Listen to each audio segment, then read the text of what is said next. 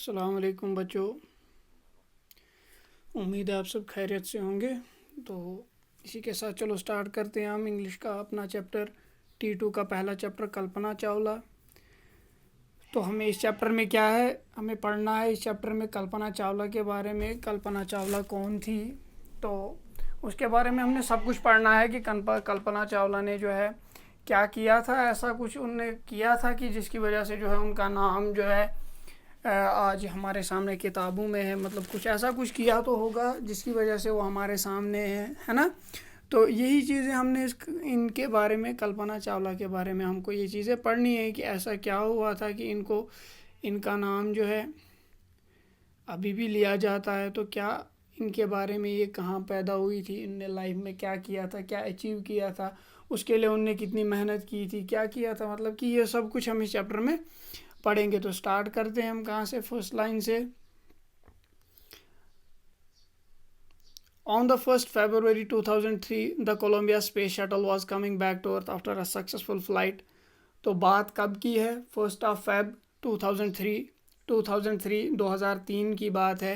पहला ही महीना फेब का था, ये फेब का पहला ही दिन था। तो क्या हुआ, the Columbia space shuttle was coming back to earth. Columbia space shuttle ये जगह स्पेस में जाने वाला एक जहाज़ था जो वापस आ रहा था कहाँ, अर्थ की तरफ, स्पेस से। आफ्टर अ सक्सेसफुल फ्लाइट, एक सक्सेसफुल फ्लाइट, एक अच्छे सफ़र के बाद, एक कामयाब सफ़र के बाद अब जो है ये सक्सेसफुल होकर जो है वापस आ रहा था अर्थ की तरफ। बट सैड टू से, बुरा महसूस होता है इस बात को कहने में कि क्या हुआ इनके साथ। The space shuttle crashed and the 7 astronauts abroad the shuttle lost their lives.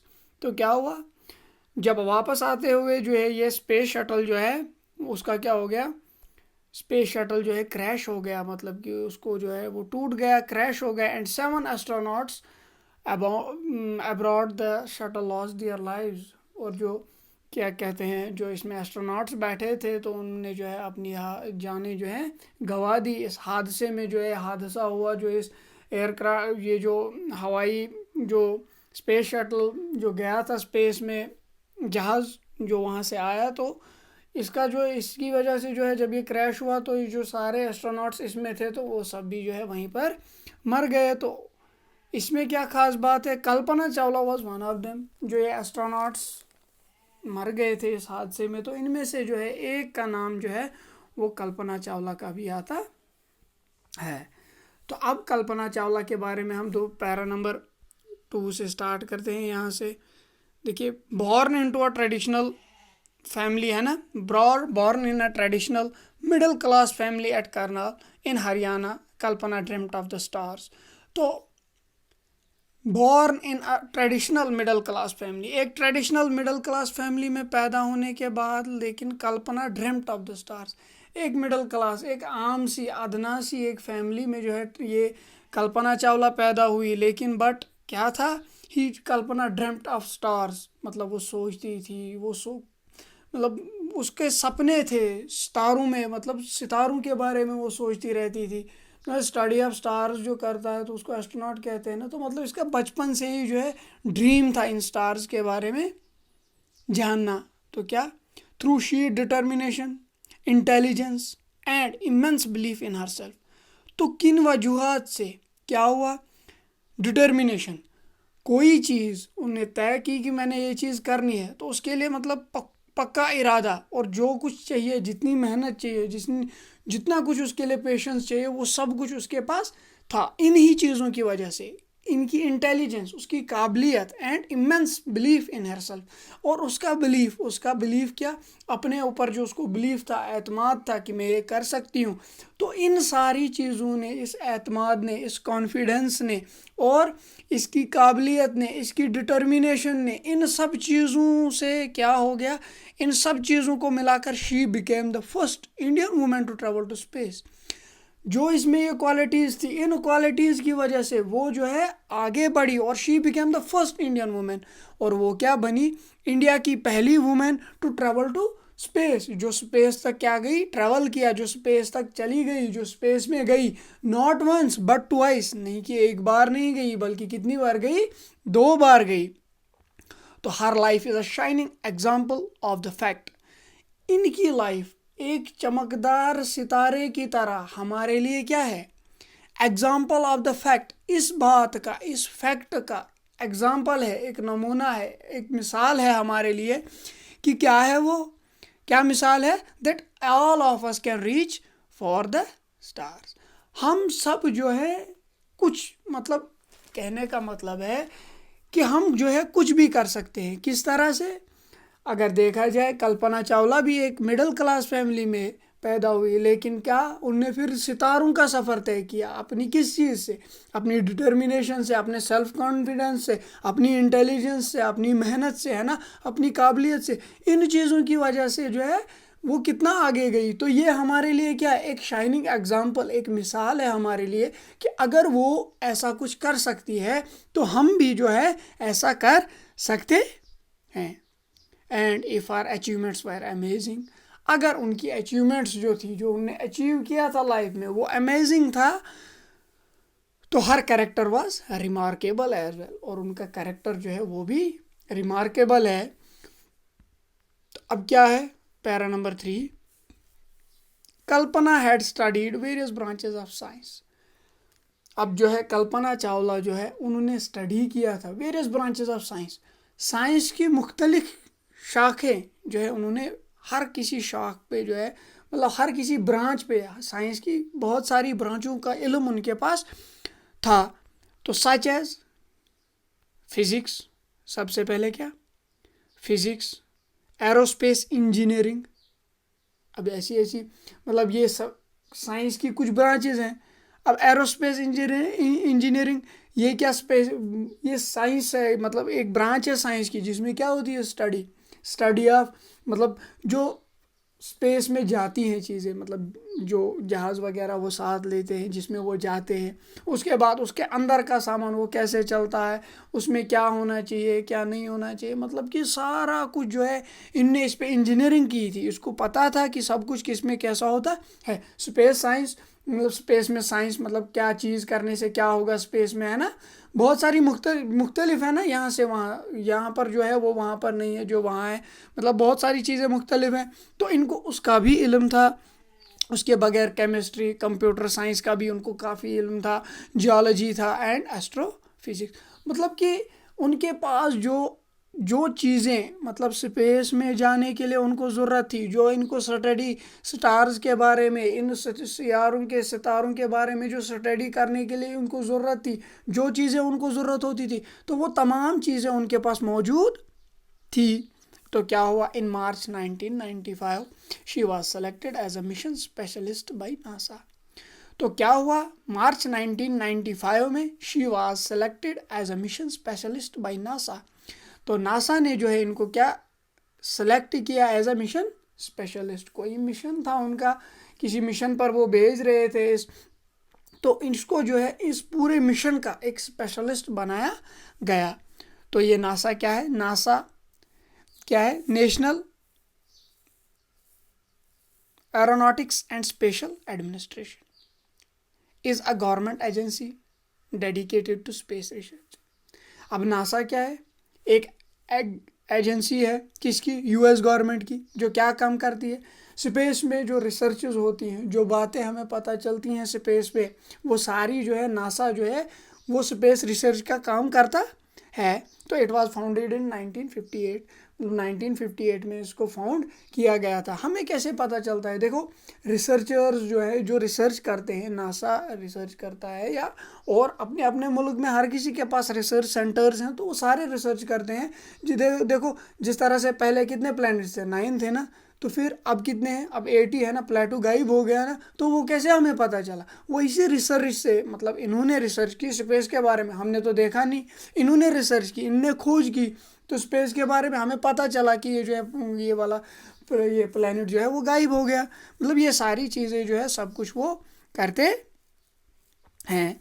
तो इन नवंबर 1996, फिर 1996 में क्या हुआ, Kalpana finally realised her dream come true. Finally Kalpana Chawla को रियलाइज़ हुआ, महसूस हुआ कि मेरा जो सपना था, ड्रीम था, वो सच हो गया। When she was appointed as the mission specialist of STS-87। एक दूसरा मिशन था STS-87 जिस मिशन पे जाना था, और उस मिशन में उनको 1996 में जो है कल्पना चावला को जब उस मिशन का जो है स्पेशलिस्ट बनाया गया ना, तो कल्पना चावला ने उस वक़्त महसूस किया कि सच में मेरा ख्वाब जो है, मेरा जो ख्वाब था वो आज पूरा हो गया कि मैं जो है इसकी स्पेशलिस्ट बनी हूँ। जो काम मैं करना चाहती थी, जो मेरा मतलब बचपन से मेरा सपना था, तो आज जो है मुझे वो काम सौंपा गया है और मुझे इस काम का मतलब स्पेशलिस्ट बनाया गया है। तो वो बहुत खुश थी। तो उससे उनको लगा कि मेरा सपना जो है आज वो पूरा हो गया। तो once the mission team is selected, अब एक बार जब मिशन टीम सेलेक्ट हो जाती है, जो मिशन पर जा रही होती है, तो the members are put through strict training. तो जो मेंबर्स हैं उनको निकाला जाता है, देखा जाता है, क्या स्ट्रिक्ट ट्रेनिंग उनको दी जाती है कि ट्रेनिंग की जाए कि इस ट्रेनिंग में आपको क्या करना है, क्या नहीं करना है। तो इनको जो है ट्रेनिंग दी जाती है स्पेस में भेजने से पहले। Apart from being put through the space simulators, the training includes test on physical stamina and patience. तो अपार्ट फ्रॉम बीइंग मतलब इस बात को छोड़कर, मतलब कि उनको जो है स्पेस में कौन सी चीज़ें चाहिए, कैसे उनको चलाना है स्पेस में, क्या चीज़ उनको चाहिए, क्या नहीं चाहिए, ये सब चीज़ें तो थी। उसके बगैर भी उनको जो है और कुछ टेस्ट किया जाता है। वो क्या है, देयर फिजिकल स्टेमिना, उनका स्टेमिना, फिजिकल स्टेमिना उनका टेस्ट किया जाता है, और पेशेंस, सब्र कितना है उनके पास, कितना वो बर्दाश्त कर सकते हैं। तो ये सारी चीज़ें भी उनकी टेस्ट की जाती हैं। कहाँ, किस कब टेस्ट की जाती हैं, बिफोर, मतलब उनको स्पेस में भेजने से पहले उनके जो है ये टेस्ट किए जाते हैं। During one of these test her teammates got a glimpse of her helpful engineers nature. तो during one of these test, अब इन्हीं टेस्ट्स के दौरान जब इनका टेस्ट हो रहा था, तो her teammates got a glimpse of her helpful and genius nature. Her teammates, जो इनकी टीममेट्स थी, तो उनको क्या, गॉट अ ग्लिम्प्स, उनने एक झलक देखी, किस चीज़ की झलक देखी, of her helpful and genius nature, उनकी एक अच्छी नेचर और उनकी हेल्पफुल, जो वो नरम तबीयत, मतलब हर किसी की मदद करते थे। तो ऐसी चीज़ों की कुछ झलकें इनको इसमें दिखी। मतलब जब ट्रेनिंग चल रही थी तो उन्होंने कुछ, कल्पना चावला ने ऐसा किया कि जिसमें इनको हल्की सी झलक लगी कि ये जो है बहुत ही मतलब हेल्पफुल है, कारआमद है, बहुत ही मदद करती है सबकी, और उनकी बहुत अच्छे नेचर के बारे में भी उनके टीममेट्स को पता चला। तो the team was undergoing survival trainings. तो अब टीम जो है सर्वाइवल ट्रेनिंग हो रही थी उनकी, मतलब बाकी उसमें चेक किया जा रहा था सर्वाइवल कैसे कर रहे हैं, वो सर्वाइव कैसे करेंगे। तो ये ट्रेनिंग क्या थी, the task involve climbing a mountain. तो इस टास्क में था, क्या था, इन्वॉल्व क्लाइंबिंग ऑफ माउंटेन, इस माउंटेन को जो है क्लाइंब करना था, चढ़ना था। Carrying large survival PACS, carrying उनके साथ सामान था कैसा, लार्ज सर्वाइवल पैक्स, बहुत सारे सर्वाइवल पैक्स, मतलब जिसमें वो सर्वाइव करने के लिए उनके लिए कुछ खाना होता है या कुछ और चीज़ें होती है उसमें जो सर्वाइव करने के लिए उनके लिए ज़रूरी थी। तो वो बैग्स लेकर उनको जाना था, क्लाइंब करना था माउंटेन। तो as they kept climbing and the air, अब क्या, जो ही वो ज़्यादा ज़्यादा क्लाइंब करते गए, the air kept getting thinner and thinner. Team members started shedding some items of baggage to gain some relief. तो अब क्या हुआ, जितना जितना ऊपर जाते गए तो हवा की जो है किल्लत होने लगी, हवा कम होने लगी, तो उनको सांस में जो है लेने में तकलीफ होने लगी।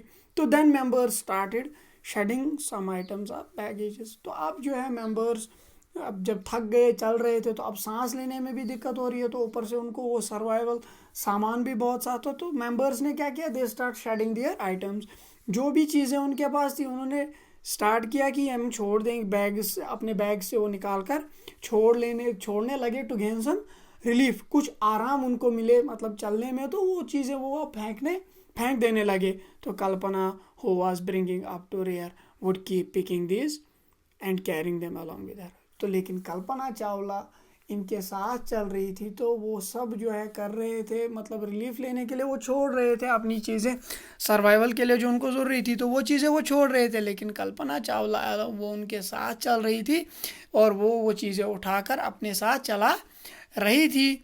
तो much later did her team member realise the kindness of her gesture and manage to persuade her to leave the things behind.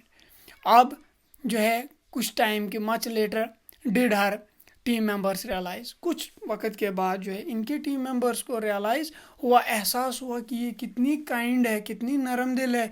मतलब कि उनके नेचर के बारे में इनको अच्छे से पता चला। मतलब कि वहाँ पर ऐसा हो रहा था कि सारे ऊपर जा रहे थे तो सबको दिक्कत हो रही थी, नहीं कोई उठा सक रहा था तो फेंक रहे थे, तो वो अपना उसको सर्वाइवल सामान पूरा ठीक था, अपना उनको सामान था, तो वो उससे ज़्यादा क्यों उठाती। लेकिन वो इतनी नरम तबीयत थी कि उनने उनका भी सामान भी अपने साथ उठाया और उनको ये गवारा नहीं हुआ कि ये अपना सामान छोड़ दें, तो इनको इसी सामान के ऊपर ज़रूरत पड़ती तो उन्होंने वो जो है सामान उठाया। तो इससे जो है इनके जो टीम मेंबर्स थे उन पे जो है बहुत ही अच्छा असर पड़ा। अब उनको पता चल गया कि ये कितनी नरम तबीयत, कितनी अच्छी इंसान है। तो it is very clear that while she always kept the ultimate goal in site. तो इट इज़ वेरी क्लियर, ये बात जो है साफ है, that while she always kept the ultimate goal in site, उसका जो गोल होता था उसकी हमेशा ये बात क्लियर है कि जो गोल उनने रखा था, जो गोल उनका था वो बिल्कुल उनकी आंखों के सामने होता था। तो Kalpana never lost her focus on the immediate next step. Kalpana जो है never lost her focus on the immediate next step, जो भी नेक्स्ट स्टेप उठाना था तो कभी भी उनने अपना फोकस जो है, अपनी जो तवज्जो उनकी उस स्टेप की तरफ होती है, मुझे क्या करना है, मुझे कैसे करना है, मतलब कि वो जो फोकस उन पे होता था वो कभी वो थोड़ा भी उधर इधर फोकस हटता नहीं था। वो पूरा मतलब तय हो जाता था कि जो मुझे करना है, मुझे कैसे करना है, बिल्कुल एकदम से फीड होता था। मतलब वो फोकस जो है हिलता नहीं था। One of her school mates recall that Kalpana told him to approach life as if it were in exercise in rock climbing. On the schoolmates recall, one of her schoolmates recall, अब उनमें से उनके कोई स्कूलमेट्स रिकॉल याद कराते हैं that Kalpana told him to approach life as if. तो कल्पना चावला ने अपने फ्रेंड से कुछ कहा था, जो फ्रेंड हमें अब याद दिला रहा है कि क्या कह रहा है कि told him to approach life as, अपनी लाइफ को कैसे अप्रोच करें, as if were an exercise in rock climbing. जैसे कि मतलब आप मानो कि एक बहुत बड़ा पहाड़ आपके सामने है, आपको उसी पे क्लाइंब करना है, अपनी लाइफ को जो है आपको ऐसे ही लेना है। If one only looked at the top of the mountain the track would always appear extremely tough.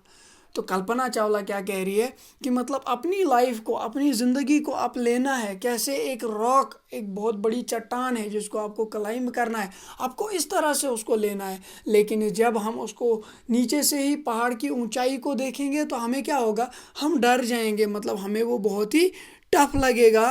तो कल्पना चावला ने क्या कहा कि the track would always appear extremely tough, तो मुझे ये जो है रास्ता बहुत ही मुश्किल लगेगा जब मैं उसकी ऊंचाई देखूंगा।